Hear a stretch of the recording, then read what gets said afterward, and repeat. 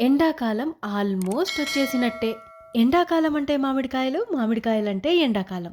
ఇప్పుడంటే ఈ కాలం, ఆ కాలం అని లేకుండా ఏ కాలంలో అయినా మామిడికాయలొచ్చేస్తున్నాయి కానీ, మన చిన్నప్పుడు మాత్రం ఎండాకాలంలోనే వచ్చేవి. ఇంకో కాలంలో మామిడికాయ అంటే తెలిసేదే కాదు. ఒక్క మామిడికాయ పచ్చడి, మామిడికాయ వరుగులు తప్ప. నడుచుకుంటూ స్కూల్‌కి వెళ్ళే అప్పుడో, ఇంటికొచ్చే అప్పుడో, పక్కింట్లోనో, ఎదురింట్లోనో, వీధి చివర్లో లేక మామిడి తోపులోనో రాయి విసరాల్సిందే, మామిడి పిందె పడాల్సిందే. అప్పుడే ఆనందం. అక్కడ కాలికి బుద్ధి చెబితే ఇంటికొచ్చే వరకి ఆగేవాళ్ళమే కాదు. పరుగో పరుగు. వెనకెవరూ రాలేదంటే మనంత అదృష్టవంతులు ఇంకెవరూ లేనట్టే. పిందె కోసి, జీడి తీసి, ఉప్పు కారంతో అద్దుకొని ఫ్రెండ్స్‌తో కలిసి తింటూ ఉంటే ఉండేది ఆనందం. అబ్బా!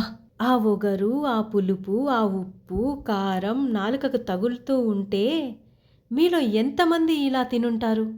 హ్మ్. పాపం ఈ జనరేషన్. ఇలా కొనుక్కొచ్చి తినిపించాల్సొస్తుంది. ఏం చేస్తాం? మనకున్న అదృష్టం వీళ్ళకి లేదు.